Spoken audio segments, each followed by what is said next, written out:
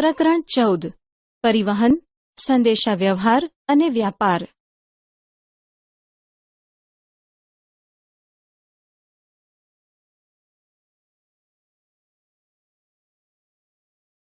પ્રસ્તાવના. એક સ્થળેથી બીજા સ્થળે માનવી કે માલ સામાનની હેરફેરને પરિવહન કહે છે. સામાન્ય ભાષામાં એક સ્થળેથી બીજા સ્થળે જવાની ક્રિયાને પરિવહન કહી શકાય. આર્થિક અને ભૌતિક વિકાસમાં પરિવહનનો મહત્વનો ફાળો છે. પરિવહનથી વસ્તુઓની કે માનવીની આવન જાવન પ્રવૃત્તિ સંભવી શકે છે. પરિવહનથી દૂરના પ્રદેશોને એકબીજાથી સાંકળી શકાય છે. રાષ્ટ્રીય એકતા તથા ઔદ્યોગિકીકરણ અને શહેરીકરણ જેવી પ્રક્રિયાઓ પરિવહનથી શક્ય બને છે.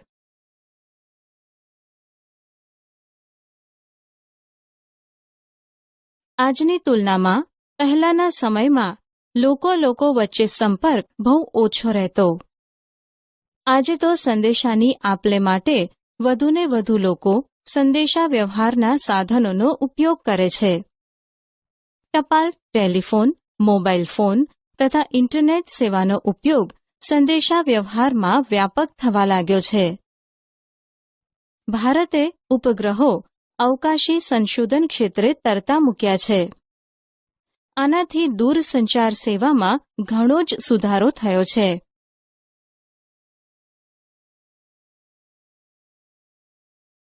વ્યાપાર પ્રવૃત્તિ ત્રીજા પ્રકારની આર્થિક પ્રવૃત્તિ છે. વ્યાપાર ઉત્પાદન પ્રવૃત્તિને પણ વેગ આપે છે. કોઈપણ રાષ્ટ્ર સંપૂર્ણપણે સ્વાવલંબી હોઈ શકે નહીં. તેથી તેણે બીજા દેશો સાથે અદલાબદલીનો વ્યવહાર કરવો જ પડે. દાખલા તરીકે, ભારતમાં થતી કૃષિ પેદાશો મધ્ય પૂર્વના દેશોમાં જાય છે. ત્યાંથી આપણે ખજૂર તથા ખનિજ તેલની આયાત કરીએ છીએ. માનવી ભટકતું જીવન ગાળતો, પણ ખેતીની શોધ પછી તે સ્થાયી જીવન જીવવા લાગ્યો.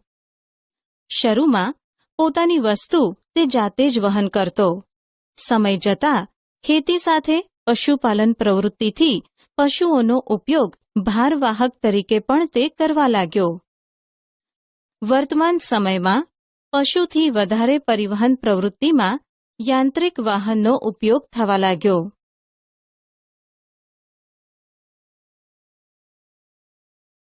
પરિવહન પદ્ધતિને સ્થાન, આબોહવા, ભૂપૃષ્ઠ, માનવ વસ્તીનું પ્રમાણ વગેરે જેવી બાબતો તેને પ્રભાવિત કરે છે. આ ઉપરાંત તકનીકી વિકાસ, આર્થિક વિકાસ, બજાર અને મૂડીરોકાણ, રાજકીય નિર્ણયો જેવા સાંસ્કૃતિક પરિબળો પણ પરિવહન પર અસર કરતા છે.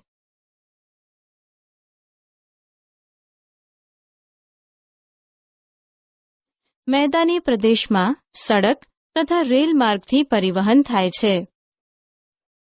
પર્વતીય વિસ્તારોમાં આજે પણ પશુ હિમાલયના દુર્ગમ સ્થળોએ યાક તથા માનવીનો બોજવાહક તરીકે ઉપયોગ થાય છે.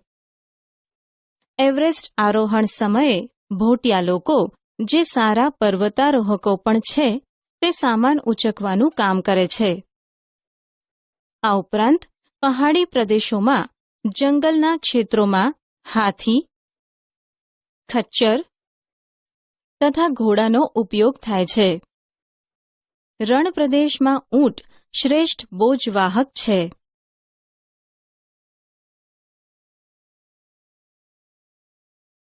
મેદાની પ્રદેશોમાં પણ કઠિયારા લાકડા કાપી માથે ઊંચકતા તમે જોયા હશે. રેલવે સ્ટેશનોમાં કુલીઓને પણ માથે સામાન ઊંચકતા જોઈ શકાય છે. દરિયા કિનારે કે નદી ઊંડી હોય અને બારેમાસ પાણી રહેતું હોય ત્યાં જહાજનો કે હોડીનો ઉપયોગ પરિવહનમાં થાય છે. જ પરિવહન માર્ગોમાં સડક માર્ગોનું મહત્વ વધુ હતું.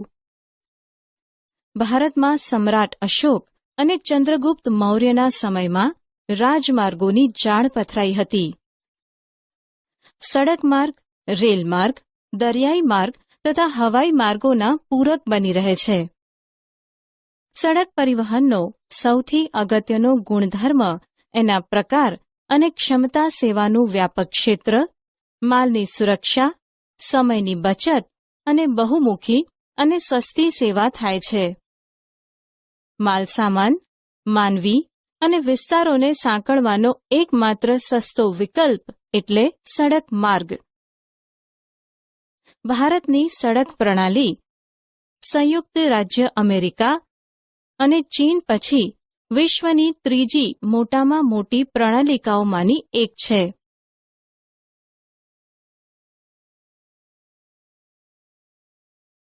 આટલું જાણવું ગમશે. દેશમાં કુલ પરિવહનના 83% સડકો, 9% રેલવે, 6% હવાઈ માર્ગ અને 2% જળ માર્ગ છે.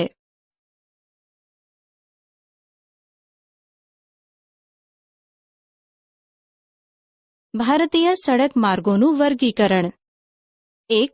રાષ્ટ્રીય ધોરીમાર્ગ, 2. રાજ્ય રાજમાર્ગ, 3. જિલ્લા માર્ગ, 4. ગ્રામીણ સડક માર્ગ, 5. સરહદી માર્ગ. રાષ્ટ્રીય ધોરીમાર્ગ એટલે કે નેશનલ હાઈવે. રાષ્ટ્રીય ધોરીમાર્ગો આર્થિક દ્રષ્ટિએ જ નહીં પરંતુ સુરક્ષાની દ્રષ્ટિએ પણ અતિ મહત્વના છે. આ માર્ગોના નિર્માણની જવાબદારી કેન્દ્ર સરકારની છે.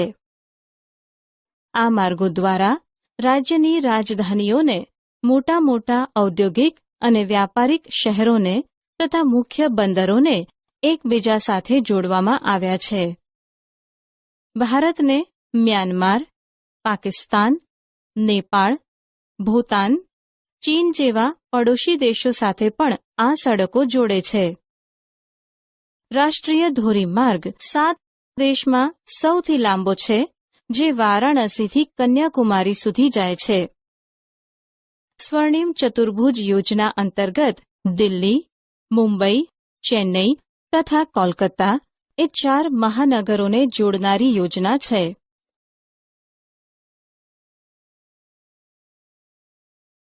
ગુજરાતમાંથી 27, 41, 47, 48, 141, 147 વગેરે નંબરના રાષ્ટ્રીય ધોરીમાર્ગો પસાર થાય છે.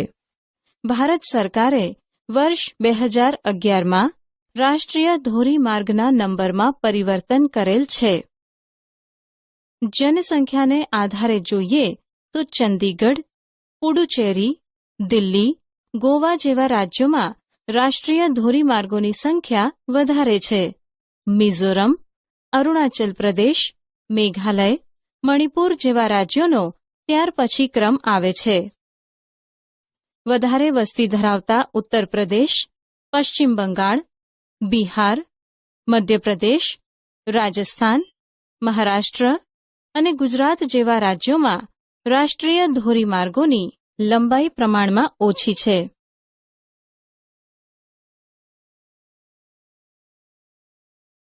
રાજ્ય ધોરીમાર્ગ એટલે કે સ્ટેટ હાઈવે.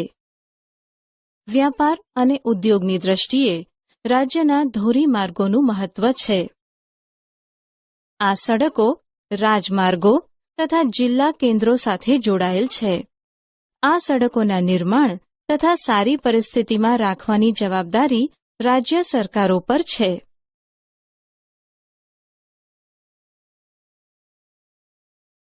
જિલ્લા માર્ગ એટલે કે ડિસ્ટ્રિક્ટ રોડ્સ. આ સડકો ગામડા તથા શહેરોને જિલ્લાના મુખ્ય મથક સાથે જોડે છે તથા તાલુકા મથકોને જિલ્લા મથકો સાથે જોડે છે. પહેલા આ સડકો કાચી હતી. હવે લગભગ બધી જ સડકો પાક્કી સડકોમાં પરિવર્તિત થઈ ચૂકી છે. તેની જાળવણી જિલ્લા પંચાયત કરે છે.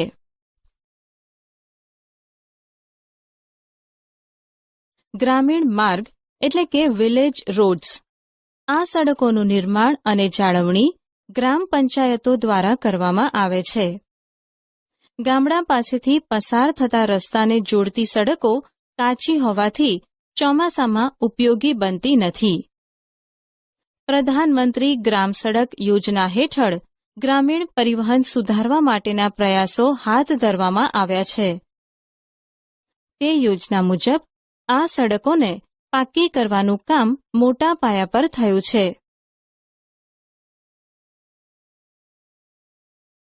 સરહદી માર્ગ એટલે કે બોર્ડર રોડ.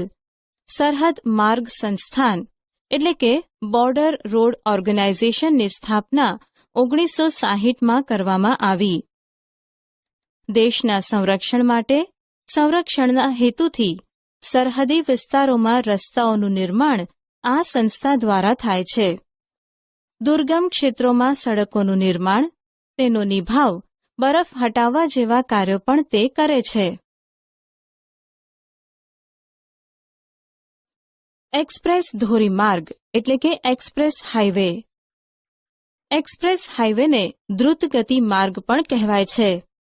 4 થી 6 લેનવાળા આ રસ્તાઓ પર વિના અવરોધે વાહનો ચલાવી શકાય છે. આ રસ્તાઓમાં રેલવે ક્રોસિંગ તથા ક્રોસ રોડ આવે ત્યાં ઓવરબ્રિજ બનાવવામાં આવેલા છે. ગુજરાતમાં અમદાવાદથી વડોદરા એક્સપ્રેસ હાઇવે આનું ઉદાહરણ છે. આ રસ્તાનો ઉપયોગ કરવા બદલ ઠરાવેલ ટોલ ટેક્સ ભરવો પડે છે. દેશના મુખ્ય બંદરોને જોડતા રસ્તા પણ બનાવવામાં આવ્યા છે. ટ્રાફિક સમસ્યા ન સર્જાય તે માટે ઓવરબ્રિજ, બાયપાસ રોડ તથા શહેરની ફરતા રિંગ રોડ બનાવાયા છે. છતાં વધતી જતી વાહનોની સંખ્યાને કારણે મહાનગરોમાં ટ્રાફિકની સમસ્યા વકરતી જાય છે. વધતી વસ્તી તથા વધતા વાહનોના પ્રમાણમાં શહેરોમાં રસ્તાઓ પહોળા થઈ શકતા નથી. ઉપરાંત રસ્તા પર દબાણો વધતા પીક અવર્સમાં શહેરોમાં ટ્રાફિક જામના દ્રશ્યો સામાન્ય થઈ ગયા છે. વરઘોડા, સામાજિક શોભાયાત્રા તથા સરઘસોના કારણે પણ શહેરોમાં ટ્રાફિક જામ થાય છે. દિલ્હી જેવા શહેરોમાં તો કલાકોના કલાકો સુધી ટ્રાફિક હળવો થતો નથી. તેના લીધે અગત્યના કામે જતા લોકો, પરીક્ષાર્થીઓ, વિમાન કે રેલવે સ્ટેશને જનારા મુસાફરો અને તાત્કાલિક સારવારની જરૂરિયાતવાળા દર્દીઓ હોસ્પિટલ સુધી સમયસર પહોંચી ન શકવાથી મુશ્કેલીમાં મુકાય છે. ટ્રાફિક સમસ્યા દૂર કરવા માટે કેટલાક સૂચનો. જો તમે વિદ્યાર્થી છો અને વાહન ચલાવવા માટેનું લાયસન્સ ધરાવતા નથી તો તમે વાહન ન ચલાવો. ટ્રાફિક સમસ્યાના ઉકેલમાં તમારો નોંધપાત્ર ફાળો આ રીતે આપી શકો. અનિવાર્ય સંજોગો ન હોય તો બિનજરૂરી ઓવરટેક ન કરો. સાયકલ, સ્કૂટર વગેરે દ્વિચક્રીય વાહનો રસ્તાની ડાબી બાજુએ જ ચલાવવા જોઈએ. ભારતીય રેલવે દેશનું સૌથી મોટું રાષ્ટ્રીયકૃત સંસ્થાન છે. ભારતીય રેલવે ભારતીય અર્થવ્યવસ્થાના ક્ષેત્રો જેવા કે ખેતી, ઉદ્યોગ, વ્યાપાર, સેવા વગેરેના વિકાસમાં સહકાર આપનાર મુખ્ય પરિવહન માધ્યમ છે. રાષ્ટ્રીય સુરક્ષા, શાંતિ, વ્યવસ્થા, સાંસ્કૃતિક અને ભૌગોલિક એકતા સ્થાપિત કરવા તથા તેને જાળવી રાખવામાં તે મુખ્ય ફાળો આપે છે. રેલ માર્ગમાં ભારતનું સ્થાન એશિયામાં પ્રથમ અને વિશ્વમાં બીજું છે.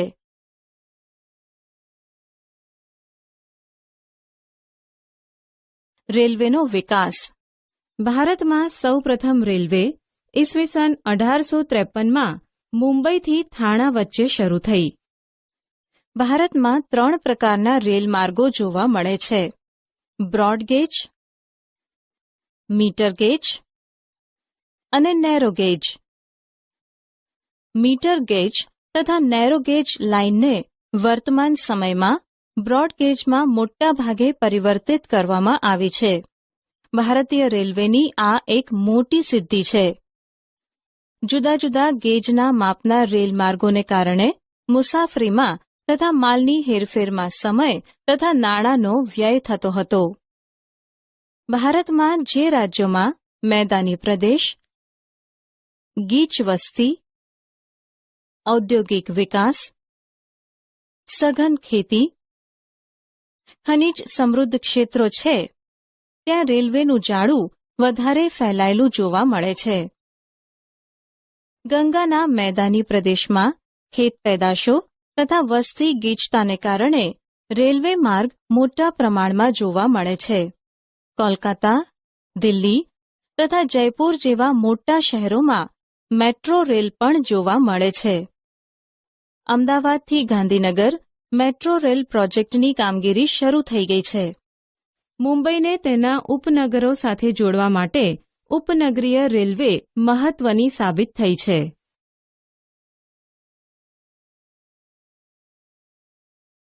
રેલવે મુસાફરો તથા માલ સામાનની હેરફેર ઉપરાંત દુકાળના સમયે અનાજ તથા ઘાસચારાની ઝડપી હેરફેર માટે પણ ઉપયોગી બને છે. સંરક્ષણની દ્રષ્ટિએ પણ સૈનિકો તથા હથિયારોના સ્થળાંતરમાં ઉપયોગી બને છે. કોંકણની રેલવેએ દુર્ગમ પર્વતીય વિસ્તારોમાં સુરંગોથી માર્ગ બનાવી શ્રેષ્ઠ ઇજનેરી કૌશલ્યનું દ્રષ્ટાંત પૂરું પાડ્યું છે. સમય, સુરક્ષા તથા સુવિધા માટે ભારતીય રેલ સેવા ઉત્તમ ગણાય છે અને તેનું આધુનિકીકરણ ઝડપથી કરાઈ રહ્યું છે. દિબ્રુગઢથી કન્યાકુમારી સુધીનો રેલમાર્ગ ભારતનો સૌથી લાંબો રેલમાર્ગ છે, જે વિવેક એક્સપ્રેસ તરીકે જાણીતો છે. ગુજરાતમાં અમદાવાદ સૌથી મોટું રેલવે સ્ટેશન છે. આ ઉપરાંત મહેસાણા, વિરમગામ, રાજકોટ, વડોદરા, સુરત, આણંદ મહત્વના જંકશનો છે. સમયથી ભારતમાં જળમાર્ગો દ્વારા પરિવહન થતું. સડક તથા રેલવે માર્ગો નહોતા ત્યારે જળમાર્ગોથી જ વ્યવહાર થતો. સડક તથા રેલવેની તુલનામાં જળમાર્ગ સસ્તો પડે છે, કેમ કે તેમના નિર્માણ કે સમારકામમાં ખર્ચ થતો નથી. ભારતમાં 2 પ્રકારના જળમાર્ગો છે. 1. આંતરિક જળમાર્ગ, 2. સમુદ્રી જળમાર્ગ.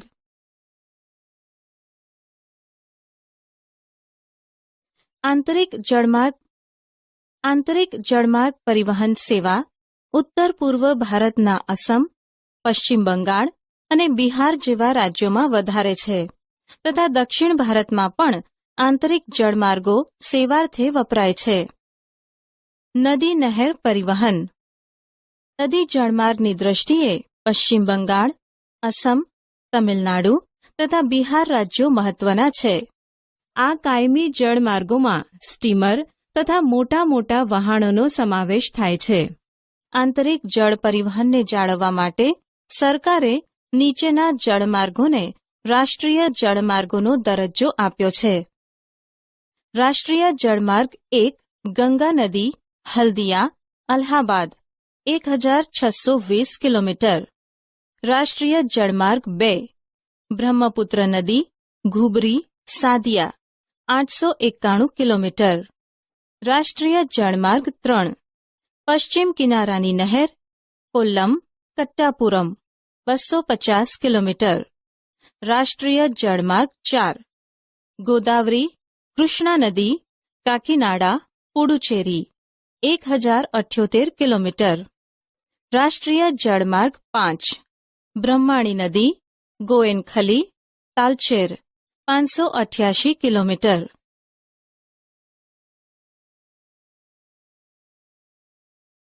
દરિયાઈ જળમાર્ગ. ભારતને લગભગ 7516 કિલોમીટર લાંબો દરિયા કિનારો મળેલો છે. આ લાંબા કિનારા પર 13 મુખ્ય બંદરો તથા 200 જેટલા નાના બંદરો આવેલા છે. શિપિંગ કોર્પોરેશન ઓફ ઇન્ડિયાની સ્થાપના પછી રાષ્ટ્રીય તથા આંતરરાષ્ટ્રીય જળમાર્ગોનો ખૂબ વિકાસ થયો છે. કંડલા, મુંબઈ, નાહવા શેવા, માર્માગોવા, ન્યૂ મેંગલોર તથા કોચી બંદર પશ્ચિમ કિનારે આવેલા છે તથા કોલકાતા, હલ્દિયા, પારાદીપ, વિશાખાપટ્ટનમ, ચેન્નઈ, તુતીકોરીન જેવા પૂર્વ કિનારાના પ્રમુખ બંદરો છે. ગુજરાત રાજ્યને આશરે 1,600 કિલોમીટર લાંબો દરિયા કિનારો મળ્યો છે. ગુજરાતમાં કંડલા સૌથી મોટું બંદર છે. ભાવનગર ઓટોમેટિક લોક ગેટ ધરાવતું એકમાત્ર બંદર છે. પોરબંદર 12 માસ ખુલ્લું રહેતું બંદર છે. આ ઉપરાંત વેરાવળ, સિક્કા, પીપાવાવ, નવલખી, મુન્દ્રા, ઓશિત્રા, ઓખા તથા હજીરા જેવા મહત્વના બંદરો પણ છે. ઓશિત્રા બંદરનો વિકાસ કરવાની યોજના હાથ ધરાઈ છે. સૌથી ઝડપી પરંતુ ખર્ચાળ પરિવહન છે. દૂરના સ્થાનો, દુર્ગમ તથા ગીચ જંગલો તથા પર્વતીય વિસ્તારો, જ્યાં સડક માર્ગે ન પહોંચી શકાતું હોય ત્યાં હવાઈ માર્ગનો ઉપયોગ કરાય છે. ભારતમાં લગભગ 12 માસ હવાઈ ઉડ્ડયનને અનુકૂળ હવામાન રહે છે. વર્તમાન સમયમાં હવાઈ માર્ગોનો વપરાશ વધતો જાય છે.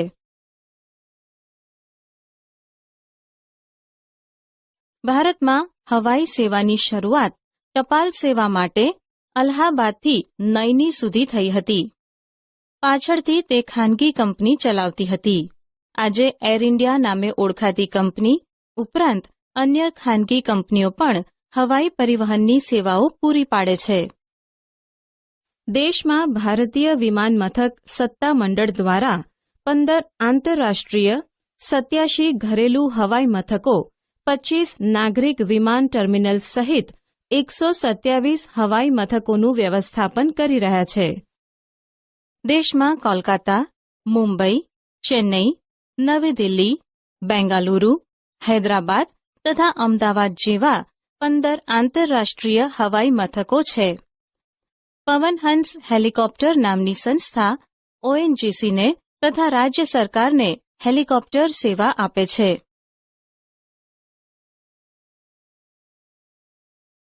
ખનિજ તેલ, કુદરતી વાયુ તથા અન્ય પ્રવાહી પદાર્થો માટે પાઇપલાઇન દ્વારા પરિવહન કરવામાં આવે છે.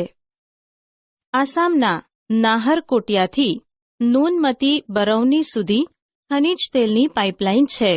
ગુજરાતમાં કલોલથી કોયલી અને સલાયાથી મથુરા વગેરે મુખ્ય પાઇપલાઇન માર્ગ છે.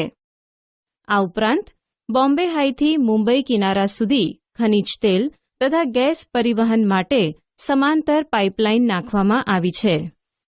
ગુજરાતમાં પણ ખંભાત, ધુવારણ, કોયલી, અમદાવાદમાં ગેસ લાઇન મારફતે પરિવહન થાય છે. સુરત, ભરૂચ, વડોદરા, અમદાવાદ, લીંબડી, જામનગર, મોરબી, રાજકોટ, ગાંધીનગર જેવા શહેરોમાં પાઇપલાઇન મારફતે રાંધણ ગેસનો પુરવઠો પૂરો પડાય છે.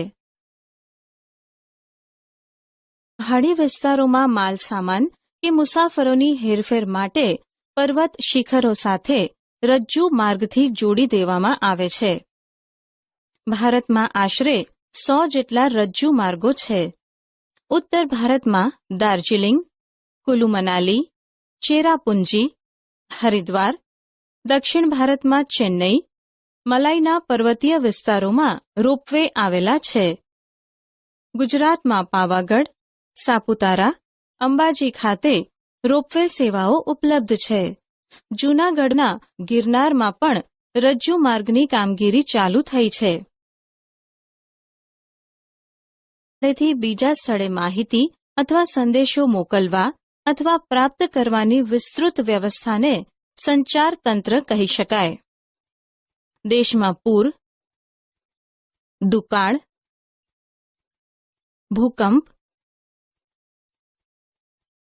ચક્રવાત, સુનામી જેવી કુદરતી આપત્તિ સમયે રાહત અને બચાવ માટે રોજિંદા જીવનમાં સંચાર તંત્ર ખૂબ જ ઉપયોગી સાબિત થયું છે. દેશના આર્થિક, સામાજિક તથા સાંસ્કૃતિક વિકાસ, રાષ્ટ્રીય એકતા અને અખંડિતતા જાળવવામાં પણ સંચાર તંત્ર મહત્વની ભૂમિકા અદા કરે છે.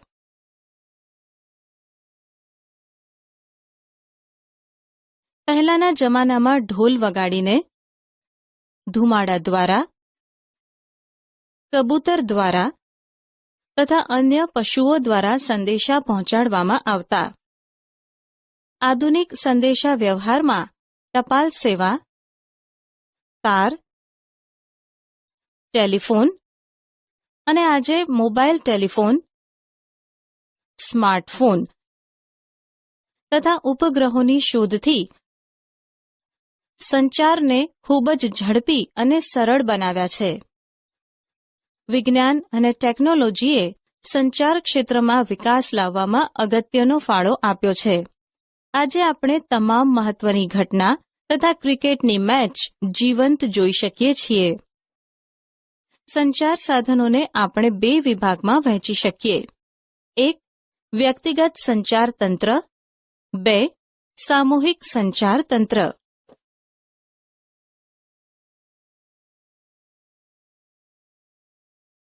વ્યક્તિગત સંચાર તંત્ર. વ્યક્તિગત સંચાર તંત્રના સાધનોમાં ઇન્ટરનેટ તથા સ્માર્ટફોન સૌથી અસરકારક અને આધુનિક છે. ઈમેલ, ઈ-કોમર્સ, મુદ્રાની લેવડ-દેવડ વગેરે ઇન્ટરનેટના કારણે ઝડપી બન્યા છે. આ ઉપરાંત સોશિયલ મીડિયા વિવિધ એપ્લિકેશન મારફતે સંદેશા વ્યવહાર ક્ષેત્રે ક્રાંતિ આવી છે. ગ્રામ વિસ્તારના લોકો પણ તેના મારફતે દેશ વિદેશના લોકો સાથે જીવંત સંપર્કમાં રહે છે.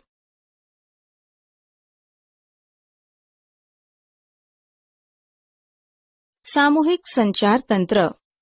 સમૂહ સંચારમાં પણ બે માધ્યમો છે. 1.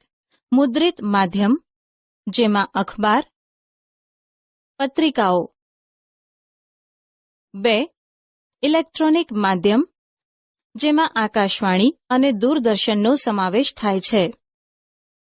પ્રસાર ભારતી દેશનું સ્વાયત્ત પ્રસારણ નિગમ છે.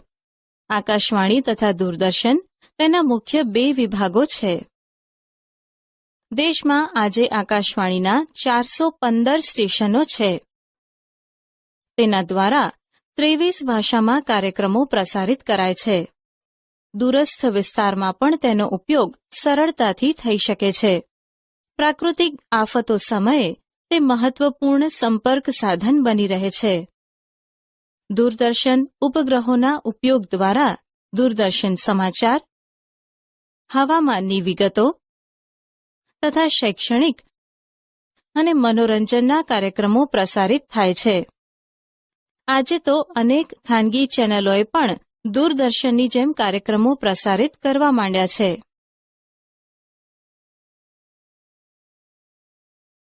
દેશ છે, તેથી તેમાં ક્યાંક પર્વતીય ક્ષેત્ર તો ક્યાંક ફળદ્રુપ મેદાની પ્રદેશો, કિનારાના મેદાની પ્રદેશો તથા રણ પ્રદેશ જેવા વિભિન્ન ભૂપૃષ્ઠ ધરાવે છે.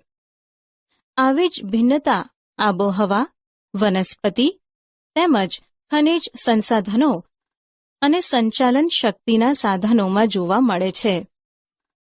ભિન્નતાના પરિણામે દરેક પ્રદેશમાં ખેતીના પાક તથા ઔદ્યોગિક ઉત્પાદનોમાં પણ વિવિધતા જોવા મળે છે. આના પરિણામે દેશમાં બે પ્રકારની વ્યાપાર પ્રણાલી છે. 1. આંતરિક વ્યાપાર તથા 2. આંતરરાષ્ટ્રીય વ્યાપાર. આંતરિક વ્યાપાર. એક રાજ્યમાં વિપુલ પ્રમાણમાં ઉપલબ્ધ વસ્તુઓ બીજા રાજ્યમાં નિકાસ કરવામાં આવે છે તથા બીજા રાજ્યમાં ઉત્પન્ન થતી વસ્તુઓ પોતાના રાજ્યમાં આયાત કરવામાં આવે છે. તેને આંતરિક વેપાર કહે છે. દાખલા તરીકે પંજાબમાં ઘઉં વધારે ઉત્પન્ન થાય છે, તેથી તે બીજા રાજ્યોમાં મોકલે છે. જ્યારે પંજાબને દરિયા કિનારો મળ્યો નથી, તેથી તે મીઠું ગુજરાતમાંથી આયાત કરે છે. આમ દરેક રાજ્ય પોતાના રાજ્યમાં થતી પેદાશની નિકાસ કરે છે. આના પરિણામે ભારતમાં આંતરિક વેપાર વિકસ્યો છે.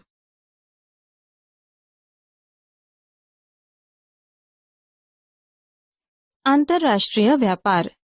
વિશ્વના જુદા જુદા દેશો પોતપોતાની જરૂરિયાતો મુજબ વેચવાની તથા આયાત કરવાની પદ્ધતિને આંતરરાષ્ટ્રીય વેપાર કહી શકાય. આંતરરાષ્ટ્રીય વેપારમાં સમતુલા જાળવવી જરૂરી છે, નહીં તો દેશની વ્યાપાર તુલા નકારાત્મક થાય છે. જે દેશ ઉત્પાદિત વસ્તુની નિકાસ વધારે કરે અને આયાત ઓછી કરે ત્યારે તે દેશની વ્યાપાર તુલા હકારાત્મક છે એમ કહી શકાય. આનાથી આપણા દેશમાં વિદેશી હુંડિયામણમાં વધારો થાય છે. જો દેશમાં નિકાસ કરતા આયાત વધે તો વ્યાપાર તુલા નકારાત્મક છે એમ ગણાય. જે દેશ વધારે નિકાસ કરે તેનું ચલણ મૂલ્ય આંતરરાષ્ટ્રીય બજારમાં વધે છે અને જે દેશની આયાત વધે છે એવા દેશોનું ચલણ મૂલ્ય આંતરરાષ્ટ્રીય બજારોમાં ઘટે છે. ઈસવીસન 1991થી ઉદારીકરણની પ્રક્રિયા બાદ ભારતના આંતરરાષ્ટ્રીય વેપારમાં ઘણા જ બદલાવ આવ્યા છે. છેલ્લા ઘણા વર્ષોનો અભ્યાસ કરીએ તો લગભગ ભારતની વ્યાપાર તુલા નકારાત્મક રહી છે. આ વ્યાપાર તુલા હકારાત્મક બને તે માટે હવે સરકારે મેક ઇન ઇન્ડિયા પ્રોજેક્ટ શરૂ કર્યો છે. આનાથી ઘણી વિદેશી કંપનીઓ ભારતમાં માલનું ઉત્પાદન કરી વિદેશમાં નિકાસ કરશે. હવે આપણે ભારતના આયાત નિકાસ વેપારનો અભ્યાસ કરીશું. ભારતમાં જરૂરિયાત પ્રમાણેનું લોખંડ પોલાદ ઉત્પન્ન ન થતું હોય ત્યારે તેની તથા તાંબાની આયાત કરે છે. પેટ્રોલિયમ, ખનિજ તેલ તથા લુબ્રિકેન્ટ પદાર્થની માંગ પરિવહન માટે તથા મશીનોને ગતિશીલ રાખવા વધારે છે. તેથી તેની પણ આયાત કરીએ છીએ. મશીનો, મોતી અને કિંમતી પથ્થર, ખાદ્ય તેલ વગેરેની પરદેશમાંથી જરૂરિયાત પ્રમાણે આયાત કરીએ છીએ. આપણે સંયુક્ત રાજ્ય America, Germany, Russia, Myanmar, Iran વગેરે દેશોમાંથી આયાત કરીએ છીએ. દેશની કેટલીક વસ્તુઓ દેશમાં મોંઘી ન બને તેથી ઉત્પાદનના અમુક ભાગની જ નિકાસ કરવાની છૂટ આપે છે. કેટલીક વસ્તુઓના કાચા માલ સામાનની આયાત કરી તેમાંથી ઉત્પાદિત વસ્તુઓની આપણે પુનઃ નિકાસ પણ કરીએ છીએ. ભારતની મુખ્ય નિકાસમાં કાચું લોખંડ અને ખનિજ ઇજનેરી સામાન જેવા કે સાયકલ, પંખા, સિલાઈ મશીન, મોટરો, રેલવેના ડબ્બા તથા કમ્પ્યુટર સોફ્ટવેર વગેરેનો સમાવેશ થાય છે. રસાયણો અને તેના સંબંધિત ચીજવસ્તુઓ, રત્ન આભૂષણ, ચામડું અને ચામડાનો સામાન, સુતરાઉ કાપડ, માછલી અને તેની પેદાશો, હસ્તકલાની વસ્તુઓ, ચા કોફી, શણની ચીજવસ્તુઓ તથા સીવેલા તૈયાર કપડાની પણ નિકાસ કરીએ છીએ.